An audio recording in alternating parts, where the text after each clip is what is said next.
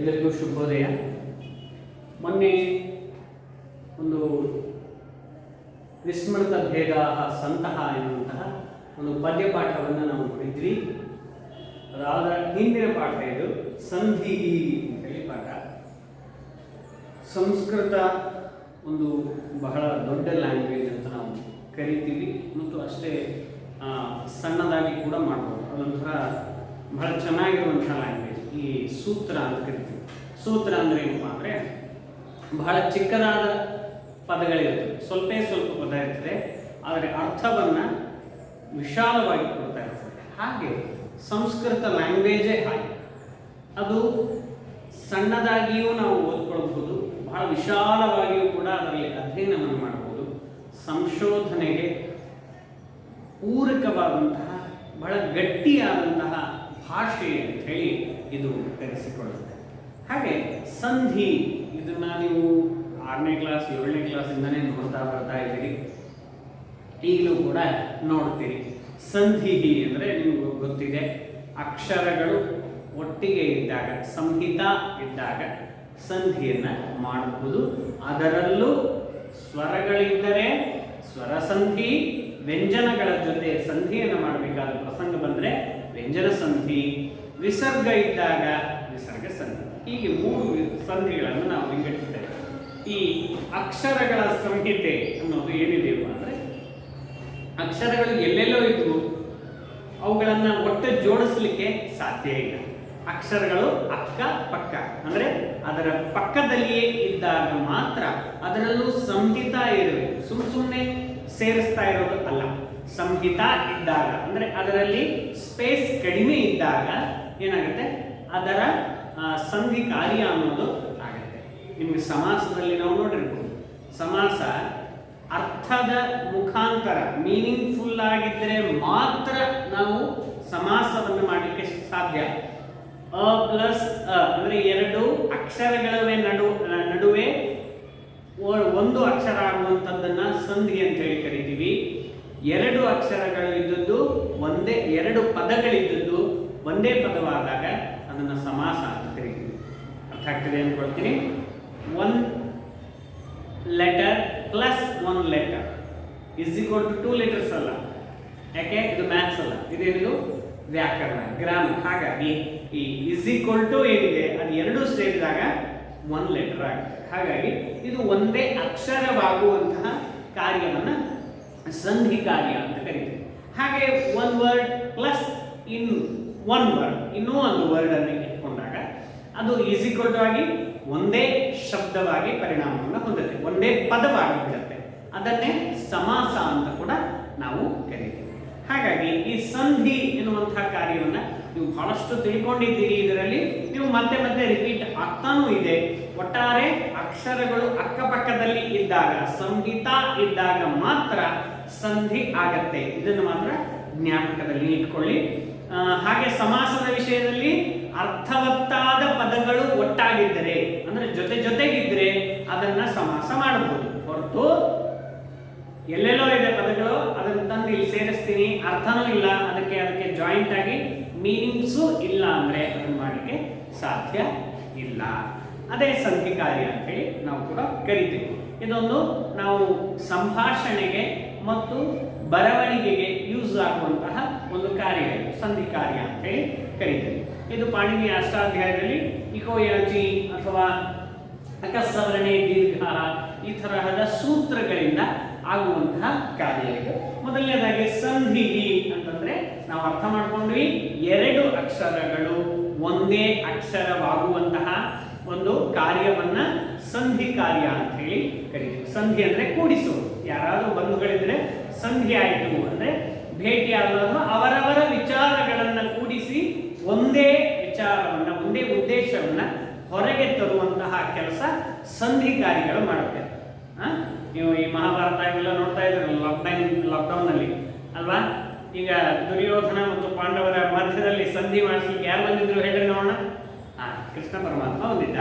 ಹಾಗಾದ್ರೆ ಆ ಕೃಷ್ಣ ಬಂದು ಅದರ ಸಂಧಿಯನ್ನು ಮಾಡಲಿಕ್ಕೆ ಇಷ್ಟಪಟ್ಟಾದ್ರೆ ಅದು ಆಗಲಿಲ್ಲ. ಆದ್ರೆ ಇಲ್ಲಿ ಏನಾಗುತ್ತೆ, ನೀವು ಸಂಧಿ ಮಾಡಿಸ್ತೀರಿ ಅಂತಾದ್ರೆ ನೀವೇ ಕೃಷ್ಣ ಪರಮಾತ್ಮ, ಹಾಗಾದ್ರೆ ಇಲ್ಲಿ ಆಗುತ್ತೆ, ಇಲ್ಲಿ ಸಂಧಿ ಕಾರ್ಯ ಆಗುತ್ತೆ. ಸರಿಯಾ? ಸಂಧಿ ಅಂದ್ರೆ ಒಟ್ಟು ಅಕ್ಷರಗಳನ್ನ ಒಗ್ಗೂಡಿಸುವಿಕೆ. ಇದರಲ್ಲಿ ಹಾಗಾದ್ರೆ ಎರಡು ಅಕ್ಷರಗಳಿಗೆ ಮೇಲ್ಮೇಲ್ಗೆ ಅಂದ್ರೆ ಆ ಎರಡು ಅಕ್ಷರಗಳನ್ನು ಹೊಡೆದು ಒಂದೇ ಅಕ್ಷರ ಬರುತ್ತಾ ಅಥವಾ ಆ ಎರಡು ಅಕ್ಷರಗಳಲ್ಲಿ ಒಂದು ಪಕ್ಕದಲ್ಲಿ ಕೂಡುತ್ತಾ ಅಂದ್ರೆ ಅದನ್ನೇ ನಾವೇನು ಕೇಳಿದ್ವಿ, ಆದೇಶ ಸಂಧಿ ಮತ್ತು ಆಗಮ ಸಂಧಿ ಎನ್ನುವಂತ ಎರಡು ಒಂದು ಚಾಪ್ಟರ್ಸ್, ಬೇರೆ ಬೇರೆ ವಿಭಾಗಗಳಿವೆ. ಆದೇಶ ಸಂಧಿಯಲ್ಲಿ ಏನಾಗುತ್ತೆ, ನಿಮ್ಮ ಫ್ರೆಂಡ್ಸ್ ನಿಮ್ಮನ್ನು ಎಬ್ಬಿಸ್ತಾರಲ್ಲ, ಇದು ನನ್ನ ಬೆಂಚು, ಇದು ನನ್ನ ಸೀಟು ಅಂತ ಹೇಳಿ ಎಬ್ಬಿಸ್ತಾರಲ್ಲ, ಹಾಗೆ ಆ ಎರಡೂ ಅಕ್ಷರಗಳನ್ನ ಅಕ್ಕಪಕ್ಕದಲ್ಲಿರುವಂತಹ ಅಕ್ಷರಗಳನ್ನ ಎರಡನ್ನೂ ತೆಗೆದು ತಾನು ಒಂದೇ ಬಂದು ಕೂತ್ಕೊಳ್ಳುತ್ತೆ. ಅದನ್ನ ಆದೇಶ ಸಂಧಿ ಅಂತ ಹೇಳಿ ಕರಿತೀವಿ. ಇಲ್ಲಪ್ಪ ನಾನು ಒಂದು ಕೊಡ್ತೀನಿ, ಸ್ವಲ್ಪ ಅಡ್ಜಸ್ಟ್ ಮಾಡ್ಕೊಳ್ಳೋಣ ಅಂತಂದಾಗ ಅದು ಆಗಮ ಸಂಧಿ ಆಗುತ್ತೆ. ಆ ಎರಡರ ನಡುವೆ ತಾನು ಬಂದು ಕೂತು ಅದರ ಆ ಎರಡರಲ್ಲಿ ಒಂದು ಯಾವ್ದಾದ್ರು ಲೋಪ ಆಗಿ ತಾನು ಒಂದು ಬಂದು ಕೂತ್ರೆ ಇದನ್ನ ಆಗಮ ಸಂಧಿ ಅಂತ ಹೇಳಿ ಕರಿತೀವಿ. ಈ ಅಕ್ಷರಗಳಲ್ಲಿ ಒಂದಿಷ್ಟು ಆಟ ಆಡುವುದನ್ನೇ ಸಂಧಿಗಾರಿ ಅಂತ ನೋಡೋಣ, ಸರಿನಾ? ಇದನ್ನು ಬಹಳ ತಲೆ ಕೆಡಿಸ್ಕೋಬೇಡ್ರಿ, ಬಹಳ ಈಸಿ ಆಗಿರ್ತದೆ. ಅದನ್ನ ಆರಾಮಾಗಿ ಅಬ್ಸರ್ವ್ ಮಾಡಿದ್ರೆ ಇದು ಅರ್ಥ ಆಗುವಂಥದ್ದು. ಹಾಗಾಗಿ ನೀವು ಸ್ವಲ್ಪ ವಿಡಿಯೋನ ಚೆನ್ನಾಗಿ ಏಕಾಗ್ರತೆ ಬರುವಂತಹ ಸಮಯದಲ್ಲಿ ನೀವು ಇಟ್ಕೊಂಡು ನೋಡ್ಕೊಳ್ಳಿ, ಅದರದ ನೋಟ್ಸ್ ಮಾಡ್ತಾ ಕೊಡಿ. ವಿಡಿಯೋ ನೋಡ್ಬೇಕಾದ್ರೆ ನಿಮ್ಮ ಪುಸ್ತಕ ನಿಮ್ಮ ಕೈಯಲ್ಲಿ ಇರಲೇಬೇಕು, ಕಾಪಿ ರೈಟಿಂಗ್ ನೀವು ಬರೀಲೇಬೇಕು. ಹಾಗಾಗಿ ಆ ಪುಸ್ತಕ ಕೈಯಲ್ಲಿ ಇಟ್ಕೊಂಡು ಒಂದು ನೀಟಾಗಿ ಒಂದು ನೋಟ್ಸ್ ಮಾಡ್ಕೊಳ್ಳಿ, ಓಕೆನಾ? ಸರಿ, ಸಂಧಿ ಅಂದ್ರೆ ನಾವು ಅರ್ಥ ಮಾಡ್ಕೊಂಡ್ವಿ. ಇದರಲ್ಲಿ ಅಚ್ ಮತ್ತು ಹಲ್ ವಿಸರ್ಗ ಸಂಧಿ. ಇದೇನಪ್ಪ, ಈ ತರಹದ ವರ್ಡ್ಸ್ ಅನ್ನು ಯೂಸ್ ಮಾಡ್ತಾ ಇದ್ದಾರೆ ಅಂತಂದ್ರೆ ಅದಕ್ಕೆ ಇದರ ಒಂದು ಮೂಲವನ್ನ ನೋಡೋಣ. ಇದರಲ್ಲಿ 14 ಸೂತ್ರಗಳಿವೆ. ಐ ಉನ್, ರುಲ್ ರುಟ್, ಎ ಓಂ, ಐ ಔಟ್, ಹಯವರೆಟ್, ಲನ್, ನ್ಯಮಗಣನಂ, ಝಬೈ, ಗಡದಶ್, ಝಬಗಡದಶ್, ಕಪೈ, ಶಶಸ, ಹಲ್. ಈ ರೀತಿಯಾದಂತಹ 14 ಶಬ್ದಗಳು ಈ ಪಾಣಿನಿ ಮಹರ್ಷಿಗೆ ಈ ರುದ್ರದೇವರು ಆ ಡಮರುಗವನ್ನು ತಿಳಿದಾಗ ಅವರಿಗೆ ಕೇಳಿಸ್ತು. ಆ ಅಕ್ಷರಗಳನ್ನ ಇಂಪ್ಲಿಮೆಂಟ್ ಅಂದ್ರೆ ಅದನ್ನ ಚೆನ್ನಾಗಿ ವಿಸ್ತಾರ ಮಾಡಿ ಎಲ್ಲೆಡೆಯಲ್ಲಿಯೂ ಅದನ್ನ ಹೇಳಿದಾಗ, ಎಲ್ಲ ಆಕಾಶದಲ್ಲಿ ಖಾಲಿ ಜಾಗದಲ್ಲಿ ಅದನ್ನು ತುಂಬಿದಾಗ ಅವರಿಗೆ ಈ ವ್ಯಾಕರಣವನ್ನು ಬರೀಲಿಕ್ಕೆ ಅವರಿಗೆ ಪ್ರೇರಣೆ ಆಯಿತು ಅಂತ ಹೇಳಿ ನಾವೆಲ್ಲ ನೋಡ್ತೇವೆ. ಹಾಗಾಗಿ ಇದು ಒಂದು ಮಜಾ ಇದೆ. ಇದು ಏನು ಬಹಳ ಟಫ್ ಏನಿಲ್ಲ. ಐಗುಣ್ ರುಲ್ ಏನಿದೆ ಅಲ್ಲ 14 ಸೂತ್ರಗಳು, ಇದು 8ನೇ ಕ್ಲಾಸಲ್ಲಿ ನೀವು ಬಂದಿರ್ಬೇಕು ಮೋಸ್ಟ್ಲಿ. ಅದು ಇನ್ನೊಂದ್ಸತಿ ಎಕ್ಸ್ಪ್ಲೈನ್ ಮಾಡ್ತೀನಿ. ಈ ಉಣ್ ಇದು ಒಂದೇ, ಅರ್ಥ ಆಗ್ತಿದೆಯಲ್ಲ? ಈ ಭಾಗ ಏನಿದೆ ಈ ಉಣ್ ಇದು ಒಂದೇ. ಹಾಗಾದ್ರೆ ಇದನ್ನ ಅವರು ಪ್ರತ್ಯಾಹಾರ ಅಂತ ಹೇಳಿ ಒಂದು ಎಕ್ಸ್ಟ್ರಾ ಒಂದು ಪದವನ್ನು ಬಳಸ್ತಾರೆ. ಏನಪ್ಪಾ ಇದು? Short form. ಇದೇನಿದು? Short form. ಈಗ ನೀವು ಜಮಖಂಡಿ ಅಂತ ಹೇಳಿ ಮೆಸೇಜ್ ಟೈಪ್ ಮಾಡಬೇಕಾದ್ರೆ ನೀವೇನಂತ ಬರೀತೀರಿ? JMKND ಅಂದ್ರೆ ಜಮಖಂಡಿ ಅಂತ ಹೇಳಿ ಅರ್ಥ ಆಗ್ತದೆ. ಇದನ್ನು ಶಾರ್ಟ್ ಫಾರ್ಮ್ ಅಂತ ಬರೀತಿರ್ತಾನೆ. ಹಾಗೆ ಇದು ಕೂಡ ಏನಾಗಿದೆ, ಐ ಉಣ್ ನೀವು ಗುಡ್ ಮಾರ್ನಿಂಗ್ ಅಂತ ಬರೆಯೋ ಬದಲು ಈಗೆಲ್ಲ GM ಈ ತರ ಬರೀತಿರೋದು ಶಾರ್ಟ್ ಫಾರ್ಮ್. ಆ ತರ ಇದು ಈ ಉಣ್, ಈ 4 ಪದಗಳಿದೆ. ಆದ್ರೆ ಈ 4ನೇದೇನಿದೆ ಕೊನೆಗೆ ಅಕ್ಷರ ಇದೆ, ಇದು ಕನ್ಸಿಡರ್ ಮಾಡಲ್ಲ. ಇದನ್ನ ನಾವು ಗಣನೆಗೆ ತೆಗೆದುಕೊಳ್ಳುವುದಿಲ್ಲ. ಅರ್ಥ ಆಗ್ತಿದಿಲ್ಲ? ಈ ನಕಾರವನ್ನ ನಾವು ಗಣನೆಗೆ ತೆಗೆದುಕೊಳ್ಳುವುದಿಲ್ಲ. ಹಾಗಾದ್ರೆ ಈ 3 ಅಕ್ಷರವನ್ನ ನಾವು ಕನ್ಸಿಡರ್ ಮಾಡ್ತೀವಿ. ಹಾಗಾಗಿ ಇದನ್ನ ಒಟ್ಟ ರೂಪವನ್ನ ಶಾರ್ಟ್ ಫಾರ್ಮ್ ಮಾಡಿಬಿಡೋಣ. ಅಣ್, ಈ ಉಣ್ ಅಣ್ ಮುಗಿದು. ಹಾಗಾದ್ರೆ ಇದನ್ನ ಏನಂತ ಕರೆದ್ವಿ? ಪ್ರತ್ಯಾಹಾರ. ಪ್ರತ್ಯಾಹಾರ ಅಂದ್ರೆ ಶಾರ್ಟ್ ಫಾರ್ಮ್. ಅದರದೇ ಬಹಳ ದೊಡ್ಡ ವಿಚಾರ ಏನಿಲ್ಲ. ಪ್ರತ್ಯಾಹಾರ ಅಂದ್ರೆ ಏನು? ಅದನ್ನ ಸಣ್ಣದಾಗಿ ಮಾಡ್ಕೊಂಡ್ವಿ, ಅಣ್ ಅಂತ ಹೇಳಿ ಕರೆದ್ವಿ. ಹಾಗೇನೆ ಈ ಅಚ್, ಆ 14 ಸೂತ್ರಗಳು ನಿಮ್ಮ 8ನೇ ತರಗತಿಯ ಪುಸ್ತಕದಲ್ಲಿದೆ. ಐ ಉಣ್ ರುಲ್ ಎ ಓಂ ಐ ಔಟ್ ಅಲ್ಲಿವರೆಗೂ, ಅಂದ್ರೆ ಅಕಾರದಿಂದ ಇಟ್ಟುಕೊಂಡು ಕೊನೆ ಚ ಎಲ್ಲಿ ಕೇಳಿಸುತ್ತೆ? ಐ ಔಟ್ ಅನ್ನಲ್ಲಿ ಚಕಾರ ಕೇಳಿಸುತ್ತೆ. ಹಾಗಾದ್ರೆ ಇವು ಎಲ್ಲ ಪರಿಗಣನೆ ಆಗ್ತಾ ಬಂತು. ಈ ಕೊನೆ ಅಕ್ಷರಗಳನ್ನು ಬಿಟ್ಟು ಐ ಉಣ್ ರುಲ್ ರುಕ್ ಅಂದಾಗ ಕೊನೆ ಅಕ್ಷರಗಳನ್ನು ಬಿಟ್ಟು ಆ ಅಚ್ ಅಕ್ಷರ ಚಕಾರದವರೆಗೂ ಕೂಡ ನಾವು ಅದನ್ನು ಕನ್ಸಿಡರ್ ಮಾಡಬೇಕು. ಅಂದ್ರೆ ಪ್ರತ್ಯಾಹಾರವನ್ನ ಅಚ್ ಅಂತ ಹೇಳಿ ಕೊಟ್ಬಿಟ್ರು. ಇದು ಶಾರ್ಟ್ ಫಾರ್ಮ್ ಅನ್ನ ಅಚ್ ಅಂತ ಕೊಟ್ಟಾಗ ಏನಾಯ್ತು?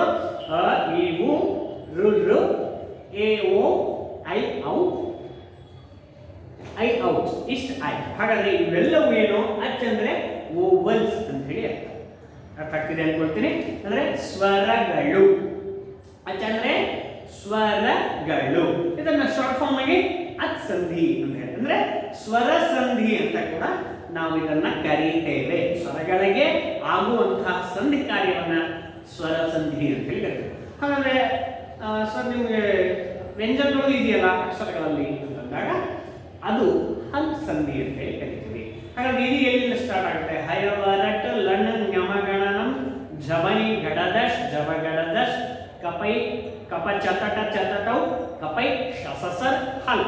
ಇಲ್ಲಿವರೆಗೂ ಅಂದ್ರೆ ಹಯವರಟ್ ಅನ್ನಲ್ಲಿರುವಂತಹ ಹಕಾರವನ್ನು ತಗೊಂಡಿದ್ದಾರೆ, ಕೊನೆಗೆ ಇರುವಂತಹ ಲಕಾರವನ್ನು ತಗೊಂಡು ಹಲ್ ಅಂತ ಹೇಳಿ ಇದಿಷ್ಟು ಶಾರ್ಟ್ ಫಾರ್ಮ್ ಪ್ರತ್ಯಾಹಾರವನ್ನು ಮಾಡಿಕೊಂಡ್ರು. ಹಾಗಾದ್ರೆ ಇದನ್ನ ಏನಂತ ಕರೆಯೋಣ? ವ್ಯಂಜನ ಸಂಧಿ. ಹಾಗಾಗಿ ಪ್ರತ್ಯಾಹಾರ ಮಾಡಿದ್ರೆ ಏನಾಯ್ತು? ಹಲ್ ಸಂಧಿ, ಅಚ್ ಸಂಧಿ ಇವುಗಳನ್ನ ಕರೆಯೋದು. ವಿಸರ್ಗ ಸಂಧಿ ಅಂತೂ ಕಾಮನ್. ವಿಸರ್ಗ ಎಲ್ಲೆಲ್ಲಿ ಬರುತ್ತೋ ಅಲ್ಲಲ್ಲಿ ಅದರ ಹಿಂದಿನ ಪದಗಳು, ಅದರ ಹಿಂದಿನ ಅಕ್ಷರಗಳು ಯಾವುದಿದೆಯೋ ಅದರ ಮೇಲೆ ವಿಸರ್ಗ ಸಂಧಿ ಅನ್ನೋದು ನಮಗೆ ಕನ್ಸಿಡರ್ ಆಗುತ್ತೆ. ಆ ವಿಸರ್ಗ ಸಂಧಿಯನ್ನು ನಾವು ಮುಂದಿನ ತರಗತಿಯಲ್ಲಿ ಅಂದ್ರೆ 10ನೇ ತರಗತಿಯಲ್ಲಿ ಸ್ವಲ್ಪ ನೋಡೋಣ. ಈಗಲೂ ಕೂಡ ಆ ಪಾಠದಲ್ಲಿ ಇದ್ರೂ ಇಲ್ಲೇ ಇದ್ರೂ ಒಂದ್ಸರ್ತಿ ಅದರ ಉದಾಹರಣೆಗಳನ್ನು ನೋಡೋಣ. ಹಾಗಾದ್ರೆ ಈ ಅಚ್ ಸಂಧಿ ಮತ್ತು ಹಲ್ ಸಂಧಿ, ವಿಸರ್ಗ ಸಂಧಿ ಅಂತ 3 ಸಂಧಿಗಳು ಇದೆ ಅಂತ ಆಯ್ತು. ಅಚ್ ಅಂದ್ರೆ ಸ್ವರ ಸಂಧಿ, ಹಲ್ ಅಂದ್ರೆ ವ್ಯಂಜನ ಸಂಧಿ, ವಿಸರ್ಗ ಸಂಧಿ ಅಂದ್ರೆ ವಿಸರ್ಗದ ಪರದಲ್ಲಿ, ವಿಸರ್ಗದ ಮುಂದೆ ಮತ್ತು ಹಿಂದೆ ಯಾವ ಅಕ್ಷರಗಳು ಇದೆಯೋ ಅದರ ಮೇಲೆ ಕನ್ಸಿಡರ್ ಆಗಿ ಈ ಸಂಧಿ ಅನ್ನೋದು ಕಾರ್ಯ ಆಗತ್ತೆ. ಅರ್ಥ ಆಗ್ತಿದೆ ಅನ್ಕೊಳ್ತೀನಿ. ಹಾಗಾದ್ರೆ ಈ 3 ಕೂಡ ಸಂಧಿಗಳ ಸ್ಟೆಪ್ಸ್ ಆಯ್ತು. ಹಾಗಾದ್ರೆ ಅಚ್ ಹಲ್ ವಿಸರ್ಗ ಈ 3 ಸಂಧಿಗಳು. ಹಾಗಾದ್ರೆ ಮೊದಲನೇದು ಯಾವುದಿದೆಯಪ್ಪ? ಅಚ್ ಸಂಧಿ ಅಂದ್ರೆ ಸ್ವರಗಳಿಗೆ ಓವಲ್ಸ್ಗೆ ಆಗುವಂತಹ ಸಂಧಿಗಳನ್ನ ನಾವು ನೋಡೋಣ. ಸವರ್ಣ ದೀರ್ಘ ಸಂಧಿ ಅಂತ. ಸವರ್ಣ ದೀರ್ಘ ಇದು ಬಹಳ ಚೆನ್ನಾಗಿದೆ. ಅದೇ ಹೇಳ್ತಾ ಇದೆ ಸವರ್ಣಗಳು ಅಂದ್ರೆ ಸಮಾನವಾದ ವರ್ಣಗಳು ದೀರ್ಘ ಆಗಿ ಬಿಡುತ್ತವೆ. ಅದರ ಹೆಸರೇ ಹೇಳ್ತಾ ಇದೆ ಸಮಾನವಾದ ವರ್ಣಗಳು ಏನಾಗುತ್ತೆ? ದೀರ್ಘಗಳಾಗಿ ಆಗುತ್ತೆ. ಹಾಗಾದ್ರೆ ಯಾವ್ಯಾವ ಸಮಾನವಾದ ವರ್ಣಗಳು ಅಂತಂದ್ರೆ ಅ ಆ ಇ ಈ ಉ ಊ ಇವುಗಳು ಸಮಾನವಾದ ವರ್ಣಗಳು. ಅ ಅಂದ್ರೂ ಒಂದೇ, ಆ ಅಂದ್ರೂ ಒಂದೇ. ಹಾಗಾದ್ರೆ ಅದನ್ನ ಯಾಕೆ ಸಪರೇಟ್ ಆಗಿ ಬರ್ತದೆ ಅಂದ್ರೆ ಅದು ದೀರ್ಘವಾದ ವರ್ಣ, ಅಕಾರದ ವರ್ಣ. ಇದು ಹ್ರಸ್ವ ಅಕಾರ, ಅದು ದೀರ್ಘ ಅಕಾರ. ಹಾಗಾದ್ರೆ ಅಕಾರ ಸೇಮ್, ಅದನ್ನ ಹ್ರಸ್ವ ಅಂತ ಕರಿತೀವಿ, ದೀರ್ಘ ಅಂತ ಕೂಡ ಕರಿತೀವಿ. ನಿಮಗೆ ಒಂದು ಸುಮ್ಮನೆ ಇದರ ಎಕ್ಸಾಂಪಲ್ ನಾನು ಹೇಳಿದ್ದೆ ಅನ್ಸುತ್ತೆ, ಟ್ರೈನಿನ ಉದಾಹರಣೆ ಕೊಟ್ಟಿದ್ದೀನಿ. ಹಾಗಾಗಿ ಅಚ್ ಸಂಧಿ ಅಂದ್ರೆ ಒಟ್ಟು ಟ್ರೈನ್ ಅಲ್ಲಿ ಇಂಜಿನ್ ಇರುತ್ತೆ, ಬೋಗಿಗಳಿರುತ್ತೆ, ಅದರ ಕೊನೆಗೆ ಏನು ಇನ್ಸ್ಪೆಕ್ಟರ್ ಇರ್ತಾನೆ, ಅವನು ಒಂದು ಬೋಗಿ ಇರುತ್ತೆ. ಇದನ್ನೆಲ್ಲ ಸೇರಿ ನಾವೇನು ಕರಿತೀವಿ? ಟ್ರೈನ್ ಅಂತ ಕರಿತೀವಲ್ಲ. ಹಾಗೇನೆ ಅಕಾರ ಅಕಾರ ಅಂದ್ರೆ ಇದು ಹ್ರಸ್ವ ಆಗಿರ್ಬೋದು, ಇದು ದೀರ್ಘ ಆಗಿರ್ಬೋದು, ಆದರೆ ಇದನ್ನು ಕರೆಯೋದು ಸಮಾನವಾದ ವರ್ಣ. ಇದು ಒಂದೇ ವರ್ಣ ಅಂತಾನೆ ನಾವು ಕರಿತೇವೆ. ಅಕಾರ ಅಕಾರ, ಆಕಾರ ಆಕಾರ. ಹಾಗಾದ್ರೆ ಈ ಉ ಊ ಈ ದೀರ್ಘ ಮತ್ತು ಹ್ರಸ್ವ ಇವೆರಡೇ ವ್ಯತ್ಯಾಸ, ಆದರೆ ಇವೆಲ್ಲವೂ ಒಂದೇ ವರ್ಣವಾಗಿ ಇರುತ್ತದೆ. ಹಾಗಾದ್ರೆ ಸಮಾನವಾದ ವರ್ಣಗಳು ಸ್ವಲ್ಪ ಎಕ್ಸಾಂಪಲ್ಸ್ ನೋಡಿದ್ರೆ ನಿಮಗೆ ಅರ್ಥ ಆಗುತ್ತೆ. ಸಮಾನವಾದ ವರ್ಣಗಳು ಅಕಾರ ಪ್ಲಸ್ ಅಕಾರ ಅಂದ್ರೆ ಪದದ ಕೊನೆಯಲ್ಲಿ ಈ ಅಕ್ಷರವಿದ್ದು ಇನ್ನೊಂದು ಪದದ ಆರಂಭದಲ್ಲಿ ಈ ಅಕ್ಷರ ಇದ್ದಾಗ ಇವೆರಡರ ನಡುವೆ ಖಾಲಿ ಜಾಗ ಸಂಹಿತ ಇದ್ದರೆ ಅಂದ್ರೆ ಅಲ್ಲಿ ಯಾವುದೇ ಪದ ಇರಬಾರ್ದು, ಮತ್ತೆ ಎಕ್ಸ್ಟ್ರಾ ಒಂದು ಪದ ಇರಬಾರ್ದು. ಹಾಗಿಲ್ಲದೆ ಇದ್ದಾಗ ಏನಾಗುತ್ತೆ? ಸಂಧಿಕಾರಿಯಾಗಿ ಅಕಾರೆಯಲ್ಲಿ ಆಕಾರೆಯಲ್ಲಿ ಅಕಾರೆಯಲ್ಲಿ ಆಕಾರೆಯಲ್ಲಿ ಆ ಆದೇಶವಾಗಿ ಬರುತ್ತೆ. ಇದು ಆದೇಶ ಸಂಧಿ. ಹಾಗಾಗಿ ಈ 2 ಅಕ್ಷರಗಳನ್ನ ತೊಡೆದು ಹಾಕಿ ಆ ಮಾತ್ರ ಆದೇಶವಾಗಿ ಬರುತ್ತೆ. ಇಲ್ಲಿ ನೋಡ್ರಿ ಇನ್ನೊಂದು ಎಕ್ಸಾಂಪಲ್ ಕೊಟ್ಟಿದ್ದೀನಿ. ಆಕಾರ ಆಕಾರ ಇದ್ರೂ ಬರುತ್ತೆ, ಅಕಾರ ಆಕಾರ ಇದ್ರೂ ಬರುತ್ತೆ, ಇಕಾರ ಈಕಾರ ಇದ್ರೂ ಬರುತ್ತೆ. ಏನ್ ಬರುತ್ತೆ? ಅದಕ್ಕೆ ಸಮಾನವಾದ ವರ್ಣ ಅಂದ್ರೆ ಇಕಾರದಲ್ಲಿ ಈ ದೀರ್ಘ. ಅರ್ಥ ಆಗ್ತಿದೆ ಅನ್ಕೊಳ್ತೀನಿ. ಸವರ್ಣವಾದದ್ದು ಅಕಾರ ಅಕಾರ ಇದೆ, ಅಕಾರ ಆಕಾರ ಇದ್ರೂ ಕೂಡ ದೀರ್ಘವು ಆದೇಶವಾಗಿ ಬರುತ್ತೆ. ಹಾಗಾದ್ರೆ ಅಕಾರದಲ್ಲಿ ದೀರ್ಘ ಅಂದ್ರೆ ಆಕಾರ, ಇಕಾರದಲ್ಲಿ ದೀರ್ಘ ಅಂದ್ರೆ ಈಕಾರ, ಉಕಾರದಲ್ಲಿ ದೀರ್ಘ ಅಂದ್ರೆ ಊಕಾರ. ಹಾಗಾದ್ರೆ ಇವು 3 ಆದೇಶವಾಗಿ ಆ ಉ ಈ 3 ಆದೇಶವಾಗಿ ಬರುವಂತದ್ದು. ಅದು ಯಾವ್ಯಾವ ಅಕ್ಷರಗಳಿದೆ ಅದರ ಮೇಲೆ ಅದು ಯಾವ ಅಕ್ಷರ ಬರುತ್ತೆ ಅಂತ ನಾವು ಡಿಸೈಡ್ ಮಾಡೋಣ. ಸರಿ, ಮುರ ಪ್ಲಸ್ ಅರಿಹಿ ಅಂತ ಇದೆ. ಮುರ ಪ್ಲಸ್ ಅರಿಹಿ. ಮುರ ಎಂಬಲ್ಲಿ ಅಕಾರ ಇದೆ, ಪ್ಲಸ್ ಅರಿಹಿಯಲ್ಲಿ ಅಕಾರ ಇದೆ, ಹಾಗಾದ್ರೆ ಅಲ್ಲಿ ದೀರ್ಘ ಬಂದು ಏನಾಯ್ತು ರೂಪ ಮುರಾರಿಹಿ. ಮುರಾ ಅ ಪ್ಲಸ್ ಅ ಈಸ್ ಈಕ್ವಲ್ ಟು ಆ, ದೀರ್ಘ ಬಂದ್ರೆ ಮುರಾರಿಹಿ ಅಂತ ಹೇಳಿ ಅಂದ್ರು. ಮುರಾ ಎನ್ನುವಂತಹ ದೈತ್ಯನಿಗೆ ಅರಿಹಿ, ಶತ್ರುನಾದವನು ಯಾರು? ಕೃಷ್ಣ. ಮುರಾರಿಹಿ ಅಂತ ಹೇಳಿ ನಾವು ಅರ್ಥವನ್ನು ಮಾಡಿದ್ವಿ. ಹಾಗೆ ಇಕಾರ ಇದ್ದಾಗ ದೀರ್ಘ ಬರೋದು. ಮುನಿ ಪ್ಲಸ್ ಇಂದ್ರಹ, ಮುನಿಯಲ್ಲಿ ಇಕಾರ ಇದೆ, ಪದದಲ್ಲಿ ಇಂದ್ರಹ ಅಂತ ಇದೆ, ಅಲ್ಲೂ ಇಕಾರ ಇದೆ. ಹಾಗಾದ್ರೆ ಪದದ ಕೊನೆಯಲ್ಲಿ ಇಕಾರ, ಇನ್ನೊಂದು ಪದದ ಆರಂಭದಲ್ಲಿ ಇಕಾರ ಇರೋದ್ರಿಂದ ದೀರ್ಘವಾದಂತಹ ಈಕಾರ ಬಂದ್ರೆ ಮುನೀಂದ್ರಹ ಎನ್ನುವಂತಹ ರೂಪ ಆಯ್ತು. ಗುರು ಪ್ಲಸ್ ಉಪದೇಶ ಅಂತ ಇದೆ, ಉಕಾರ ಪ್ಲಸ್ ಉಕಾರ. ಅರ್ಥ ಆಗ್ತಿದೆ ಅನ್ಕೊಳ್ತೀನಿ.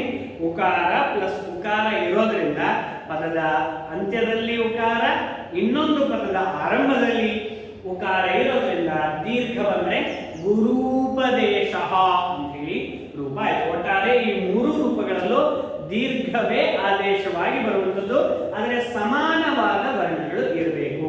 ಅದು ಹ್ರಸ್ವ ಆಗಿರಬಹುದು, ದೀರ್ಘ ಆಗಿರಬಹುದು, ಸಮಾನವಾದ ವರ್ಣಗಳು. ಅಕಾರ ಇದ್ದಾಗ ಇಕಾರ ಇರಬಾರ್ದು ಪದದಲ್ಲಿ, ಅಕಾರ ಇದ್ದಾಗ ಪದದಲ್ಲಿ ಅಕಾರನೇ ಇದ್ರೆ ದೀರ್ಘವಾಗಿ ಆಕಾರ ಬರುವಂಥದ್ದು. ಹಾಗಾಗಿ ಇದು ಸವರ್ಣ ದೀರ್ಘ ಸಂಧಿ. ಇದು ಗುಣ.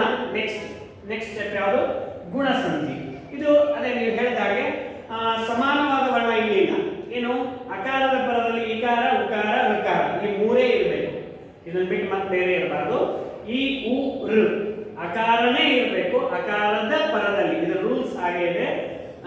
ಅಕಾರದ ಪರದಲ್ಲಿ ಇಕಾರ, ಉಕಾರ, ಋಕಾರ ಈ ಮೂರು ಅಕ್ಷರಗಳಿದ್ದಾಗ ಅದಕ್ಕೆ ಕ್ರಮವಾಗಿ ಎ ಓ ಅರ್ ಇದು ಆದೇಶವಾಗಿ ಬರ್ತದೆ. ಅಕಾರದ ಪರದಲ್ಲಿ ಇಕಾರ ಇದ್ರೆ ಎ ಆದೇಶವಾಗಿ ಬರ್ತದೆ. ಅಕಾರದ ಪರದಲ್ಲಿ ಉಕಾರ ಇದ್ರೆ ಓ ಆದೇಶವಾಗಿ ಬರ್ತದೆ. ಅಕಾರದ ಪರದಲ್ಲಿ ಋಕಾರ ಇದ್ರೆ ಅರ್ ಆದೇಶವಾಗಿ ಬರ್ತದೆ. ಹಾಗಾದ್ರೆ ಅ ಪ್ಲಸ್ ಇ ಯಾವುದು? ಗಜ ಪ್ಲಸ್ ಇಂದ್ರಹ. ಗಜ ನಲ್ಲಿ ಅಕಾರ ಇದೆ, ಇಕಾರ ಪರದಲ್ಲಿ ಇರೋದ್ರಿಂದ ಇಂದ್ರಹನಲ್ಲಿ ರೂಪ ಏನಾಯ್ತು? ಏಕಾರ ಬಂತು. ಈ ಆಕಾರಕ್ಕೂ ಉಕಾರಕ್ಕೂ ಏಕಾರ ಬಂದ್ರೆ ಗಜೇಂದ್ರಹ ಎನ್ನುವಂತಹ ರೂಪ ಆಯ್ತು. ಸರಿ, ಹಾಗಾದ್ರೆ ಅಕಾರ ಉಕಾರ ಇದ್ದಾಗ ಯಾವ ರೂಪ ಆಗ್ಬಹುದು? ಶಾಸ್ತ್ರ. ಶಾಸ್ತ್ರ ಪ್ಲಸ್ ಉತ್ತಮ ಶಾಸ್ತ್ರೋತ್ತಮ, ಅಥವಾ ಇನ್ನೊಂದು ಯಾವುದು? ಸರ್ವ ಪ್ಲಸ್ ಉತ್ತಮ ಸರ್ವೋತ್ತಮ. ಸರ್ವ ಎನ್ನುವಲ್ಲಿ ಅಕಾರ ಇದೆ, ಪದದಲ್ಲಿ ಉತ್ತಮ ಎನ್ನುವಲ್ಲಿ ಉಕಾರ ಆರಂಭದಲ್ಲಿ ಇದೆ. ಈ ಪದದ ಕೊನೆಯಲ್ಲಿ ಅಕಾರ ಇದೆ, ಆ ಪದದ ಆರಂಭದಲ್ಲಿ ಉಕಾರ ಇರೋದ್ರಿಂದ ಓ ಆದೇಶವಾಗಿ, ಈ ಎರಡು ಅಕ್ಷರಗಳಿಗೆ ಓ ಆದೇಶವಾಗಿ ಬಂದ್ರೆ ಸರ್ವ ಪ್ಲಸ್ ಉತ್ತಮ ಸರ್ವೋತ್ತಮ ಅಂತ ಹೇಳಿ ರೂಪ ಆಗುವಂಥದ್ದು. ಇನ್ನೊಂದಷ್ಟು ಎಕ್ಸಾಂಪಲ್ಸ್ ಇದೆ, ಅದನ್ನು ನೋಡೋಣ, ನಿಮ್ಗೆ ಅರ್ಥ ಆಗುತ್ತೆ. ಇನ್ನ ಮಹಾ ಪ್ಲಸ್ ಋಷಿ ಮಹರ್ಷಿ ಅಂತ ಹೇಳಿ ರೂಪ ಆಗುತ್ತೆ. ಮಹಾ ಅಂತಿದ್ದಾಗ ಇಲ್ಲಿ ಅಕಾರ ಇದೆ, ಪರದಲ್ಲಿ ಋಷಿ ಅಂತ ಹೇಳಿ ಋಕಾರ ಇರೋದ್ರಿಂದ ಅರ್ ಆದೇಶವಾಗಿ ಬಂದು ಎರಡು ಅಕ್ಷರಗಳಿಗೆ ಮಹರ್ಷಿ ಅಂತ ಹೇಳಿ ರೂಪ ಆಗುತ್ತೆ. ಸಪ್ತ ಪ್ಲಸ್ ಋಷಿ ಸಪ್ತರ್ಷಿ ಅಂತ ಹೇಳಿ ರೂಪವನ್ನು ಮಾಡಬಹುದು. ಹಾಗಾದ್ರೆ ಇದಿಷ್ಟು ಗುಣಸಂಧಿ. ಗುಣಸಂಧಿ ಒಳಗೆ ಮೂರೇ ಬರಬೇಕು. ಯಾವ್ಯಾವ? ಈ ಉ ಋ ಈ ಮೂರಕ್ಕೆ ಯಾವ ಆದೇಶವಾಗಿ ಬರುತ್ತೆ? ಹೀಗೆ ಎ ಆದೇಶವಾಗಿ ಬರುತ್ತೆ, ಊಗೆ ಓಕಾರ ಆದೇಶವಾಗಿ ಬರುತ್ತೆ, ರಕಾರಕ್ಕೆ ಅರ್ ಆದೇಶವಾಗಿ ಬರುವಂಥದ್ದು. ಹಾಗಾದ್ರೆ ಹಿಂದಿನ ಅಕ್ಷರ ಯಾವ್ದಾಗಿರ್ಬೇಕು? ಯಾವಾಗಲೂ ಅಕಾರವೇ ಇರಬೇಕು. ಅಕಾರದ ಪರದಲ್ಲಿ ಇಕಾರ ಇದ್ದಾಗ ಎ ಬರುತ್ತೆ, ಅಕಾರದ ಪರದಲ್ಲಿ ಉಕಾರ ಇದ್ದಾಗ ಓ ಬರುತ್ತೆ, ಅಕಾರದ ಪರದಲ್ಲಿ ಋಕಾರ ಇದ್ದಾಗ ಅರ್ ಬರುತ್ತೆ. ಇದನ್ನ ಯಾವತ್ತೂ ಚೇಂಜ್ ಆಗೋದಿಲ್ಲ. ಇದರಲ್ಲಿ ಯಾವುದೇ ಬದಲಾವಣೆ ನಾವು ಕಾಣಲಿಕ್ಕೆ ಸಾಧ್ಯನೇ ಇಲ್ಲ. ಹಾಗಾದ್ರೆ ಸವರ್ಣ ದೀರ್ಘ ಸಂಧಿ ಆಯ್ತು, ಗುಣ ಸಂಧಿ ಆಯ್ತು, ವೃದ್ಧಿ ಸಂಧಿ. ಇದು ಕೂಡ ವೃದ್ಧಿ ಅನ್ನೋದು ಏನಾಗ್ತಾ ಇದೆ, ಅದು ಹೆಸರೇ ಹೇಳ್ತಾ ಇದೆ, ವೃದ್ಧಿ ಆಗೋದು. ಏನದು ವೃದ್ಧಿ ಅಂದ್ರೆ, ಇಲ್ಲಿ ನಾವು ಅಕಾರದ ಪರದಲ್ಲಿ ಈ ಊ ಋ ಇಟ್ವಲ್ಲ, ಹಾಗೆ ಇಲ್ಲಿ ಏನಾಗಿದೆ, ಅಕಾರ ಕಾಮನ್ ಆಗಿದೆ. ಅಕಾರ ಕಾಮನ್ ಆಗಿದೆ. ಎ ಮತ್ತೆ ಐ ಬಂದ್ರು, ಓ ಮತ್ತೆ ಔ ಬಂದ್ರು ಕೂಡ ಅದರ ದೀರ್ಘ ಅಂದ್ರೆ ವೃದ್ಧಿ ಯಾವುದು? ಎಗೆ ಐ, ಎ ಐ, ಓ ಔ ಅಂದಾಗ ಓಗೆ ಔ ಬರುತ್ತೆ, ಔಗೂ ಕೂಡ ಔವೇ ಬರುತ್ತೆ, ಎಗೆ ಐ ಬರುತ್ತೆ, ಐಗೆ ಐ ಕೂಡ ಬರುತ್ತೆ. ಅರ್ಥ ಆಗ್ತಿದೆ ಅನ್ಕೊಳ್ತೀನಿ. ಹಿಂದ್ಗಡೆ ಅಕಾರ ಇರಬೇಕು, ಪರದಲ್ಲಿ ಏಕಾರ ಇದ್ರೆ ಐ ಅಂದ್ರೆ ಅದರ ವೃದ್ಧಿ ಐ. ಸರಿ, ಅಕಾರ ಇತ್ತು ಐನೇ ಇತ್ತಪ್ಪ ಪರದಲ್ಲಿ ಅಂದ್ರೂ ಅದೇ ವೃದ್ಧಿ ಯಾವುದು ಐಕಾರನೇ ಬರುತ್ತೆ. ಹಾಗಾದ್ರೆ ಅಕಾರದ ಪರದಲ್ಲಿ ಓಕಾರ ಇದೆ, ಅದರ ವೃದ್ಧಿ ಯಾವುದು ಔಕಾರ, ಅದರ ವೃದ್ಧಿ. ಸರಿ, ಅಕಾರದ ಪರದಲ್ಲಿ ವೃದ್ಧಿ ಔಕಾರನೇ ಇತ್ತು ಅಂದ್ರೂ ಯಾವ ಆದೇಶವಾಗಿ ಬರುತ್ತೆ? ಔಕಾರವೇ ಆದೇಶವಾಗಿ ಬರುವಂಥದ್ದು. ವನ ಪ್ಲಸ್ ಔಷಧಿ, ವನ ಪ್ಲಸ್ ಔಷಧಿ ವನೌಷಧಿ ಅಂತ ಹೇಳಿ ರೂಪ ಆಗುವಂಥದ್ದು. ಸರಿ, ಇದಕ್ಕೆಲ್ಲ ಒಂದಿಷ್ಟು ಉದಾಹರಣೆಗಳನ್ನ ನಾವು ಸುಮ್ಮನೆ ನೋಡೋಣ. ಇದು ಎರಡು ಎ ಬರ್ಬೇಕಾ? ಇದು ಎ ಐ ಕರೆಕ್ಟ್ ಆಗಿದೆ. ಎ ಪ್ಲಸ್ ಆ ಪ್ಲಸ್ ಎ ಐ, ಅದು ಐನೇ ಆದೇಶವಾಗಿ ಬರುವಂಥದ್ದು. ಹಾಗಾದ್ರೆ ವೃದ್ಧಿ ಸಂಧಿಯಲ್ಲಿ ಏನಾಯ್ತು? ಏಕ ಪ್ಲಸ್ ಏಕಂ ಏಕೈಕಂ. ಏಕ ಅನ್ನುವಲ್ಲಿ ಕಕಾರದ ಪದದಲ್ಲಿ ಅಕಾರ ಇದೆ, ಅದರ ಪೂರ್ವದಲ್ಲಿ ಅಂದ್ರೆ ಪದದಲ್ಲಿರುವಂತಹ ಪದದ ಪೂರ್ವದಲ್ಲಿ ಏಕಾರ ಇದೆ, ಹಾಗಾಗಿ ಐಕಾರ ಆದೇಶವಾಗಿ ಬಂದ್ರೆ ಏಕ ಪ್ಲಸ್ ಏಕಂ ಏಕೈಕಂ ಅಂತ ಹೇಳಿ ರೂಪ ಆಯಿತು. ಮತ್ತೆ ಇನ್ನೊಂದು ದೇವ ಪ್ಲಸ್ ಐಶ್ವರ್ಯಂ, ಇಲ್ಲಿ ಏನಾಗಿದೆ? ವಕಾರದ ಪದದಲ್ಲಿ ಅಕಾರ ಇದೆ, ಹಾಗೆ ಒಂದು ಪದದ ಪೂರ್ವದಲ್ಲಿ ಐಶ್ವರ್ಯ ಐ ಅಂತ ಹೇಳಿ ರೂಪ ಇದೆ. ಹಾಗಾದ್ರೆ ಈ ಎರಡು ಸೇರಿ ಏನಾಯ್ತು? ಐ ಅದರ ದೀರ್ಘವೇ ಆದೇಶವಾಗಿ ಬಂದ್ರೆ ದೇವ ಪ್ಲಸ್ ಐಶ್ವರ್ಯಂ ದೇವೈಶ್ವರ್ಯಂ ಅಂತ ಹೇಳಿ ರೂಪ ಆಯಿತು. ಅಕಾರದ ಪದದಲ್ಲಿ ಓಕಾರ ಇದೆ, ಅದಕ್ಕೆ ವೃದ್ಧಿ ಅಂದ್ರೆ ಔಕಾರ. ಅದಕ್ಕೆ ಯಾವುದು ಉದಾಹರಣೆ? ವನ ಪ್ಲಸ್ ಔಷಧಿ ವನೌಷಧಿ ಅಂತ ಹೇಳಿ ರೂಪ ಆಯಿತು. ಹಾಗಾದ್ರೆ ಮಹಾ ಪ್ಲಸ್ ಔದಾರ್ಯಂ ಮಹೌದಾರ್ಯಂ ಅಂತ ಇದೆ. ಮಹಾನಲ್ಲಿ ಅಕಾರ ಇದೆ ಅಂದ್ರೆ ಸವರ್ಣ ಆಗಿದೆ, ದೀರ್ಘ ಆಗಿರ್ಬೋದು ರಸ್ವ ಆಗಿರ್ಬೋದು, ಯಾವ್ದಾದ್ರೂ ಇರಲಿ ಆ ಅಕಾರ ಇರಲೇಬೇಕು. ಅಕಾರ ಇರಲಿ ಆಕಾರ ಇರಲಿ, ಯಾವ್ದಾದ್ರೂ ಇರಲಿ ಅಕಾರ ಅಂದ್ರೆ ಅವರ್ಣವೇ ಇರಬೇಕು, ಅದರ ಸಮಾನ ಅಂತ ದೀರ್ಘನೂ ಆಗಿರ್ಬೋದು. ಅದರ ಪರದಲ್ಲಿ ಔಕಾರವೇ ಇರಬೇಕು. ಔಕಾರ ಇದ್ದಾಗ ಏನಾಯ್ತು? ಔ ಆದೇಶವಾಗಿ, ಅದರ ವೃದ್ಧಿ ಅಂದ್ರೆ ಔಕಾರವೇ ಆದೇಶವಾಗಿ ಬಂದ್ರೆ ಏನಾಯ್ತು ರೂಪ? ಮಹಾ ಪ್ಲಸ್ ಔದಾರ್ಯಂ ಮಹೌದಾರ್ಯಂ ಅಂತ ಹೇಳಿ ಹಾಗೇನೆ ರೂಪ ಆಯ್ತು. ಔಕಾರವೇ ಆದೇಶವಾಗಿ ಬಂತು. ಹಾಗಾದ್ರೆ ಈ ಸಂಧಿ ಎನ್ನುವಂತಹ ಪಾಠದಲ್ಲಿ ನಾವು ಫಸ್ಟ್ ಏನ್ ನೋಡಿದ್ವಿ? ಸಂಧಿ ಅಂದ್ರೆ ಎರಡು ಅಕ್ಷರಗಳಿಗೆ ಒಂದೇ ಅಕ್ಷರವಾಗುವಂತಹ ಕಾರ್ಯವನ್ನು ಸಂಧಿ ಕಾರ್ಯ ಅಂತ ಹೇಳ್ತೀವಿ. ಅಚ್ ಸಂಧಿ ಅಂದ್ರೆ ಸ್ವರ ಸಂಧಿ, ಹಲ್ ಸಂಧಿ ಅಂದ್ರೆ ವ್ಯಂಜನ ಸಂಧಿ, ವಿಸರ್ಗ ಸಂಧಿ ಅಂದ್ರೆ ವಿಸರ್ಗದ ಅಕ್ಕಪಕ್ಕದಲ್ಲಿರುವಂತಹ ಅಕ್ಷರಗಳ ಮೇಲೆ ಡಿಪೆಂಡ್ ಆಗಿ ಅದು ವಿಸರ್ಗ ಸಂಧಿ ಆಗುವಂಥದ್ದು.